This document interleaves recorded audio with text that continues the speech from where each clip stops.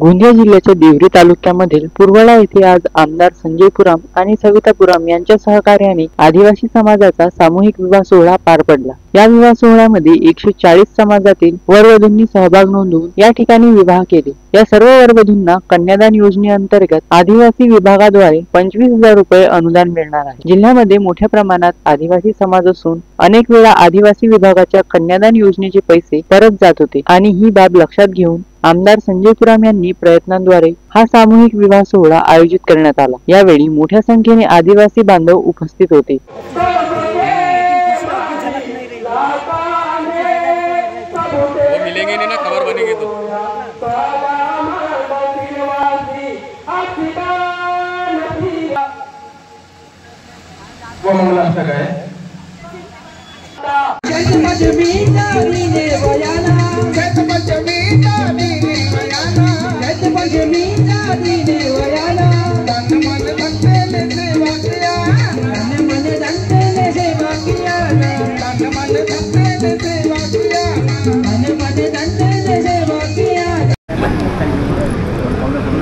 काय सांगाल, आज आपण या ठिकाणी 140 जोडप्यांचा सामूहिक विवाह केलाय, काय सांगाल?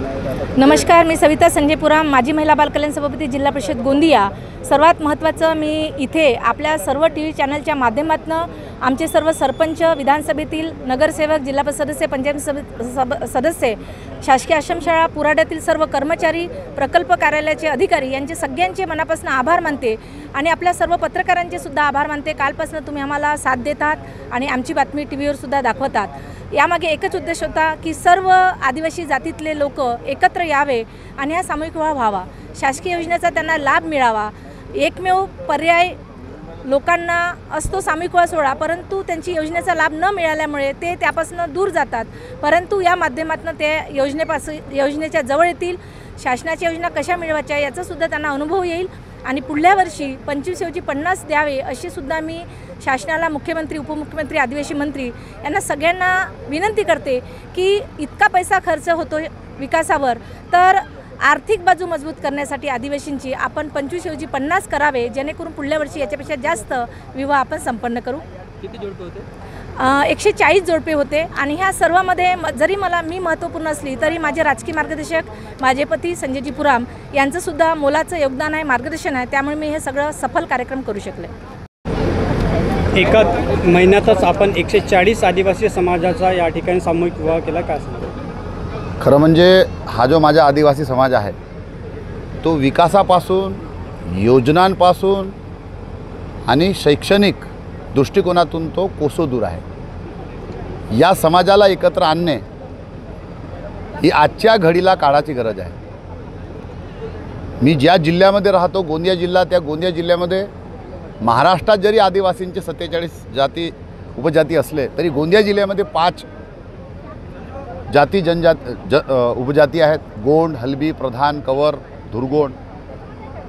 या समाजाचे मुला मुलींचे विवाह एकत्र व्हावे हा माझा उद्देश होता आणि म्हणून माझ्या धर्मपत्नी सौ सविता पुराम यांनी सरपंच, जिल्हा परिषद सदस्य, पंचायत समिती सदस्य, नगरपंचायत सदस्य यांच्याशी संपर्क साधून असा निश्चय केला की आपण यावर्षी आदिवासींचा भव्य दिव्य असा हा सामूहिक विवाह सोहळा या ठिकाणी करावा आणि म्हणून प्रकल्प अधिकारी देवरी यांच्या सहयोगाने हा विवाह सोहळा या ठिकाणी संपन्न झाला। जवळपास 140 वरवधूंच्या या ठिकाणी विवाह झालेला आहे आणि ज्यांना 25,000 रुपये त्यांना राशी मिळेल। Sunil Kawale, the sting operation news, Gondia. The sting operation news, सत्याचे दुसरे नाव, अन्यायावर लेखणीचा घाव।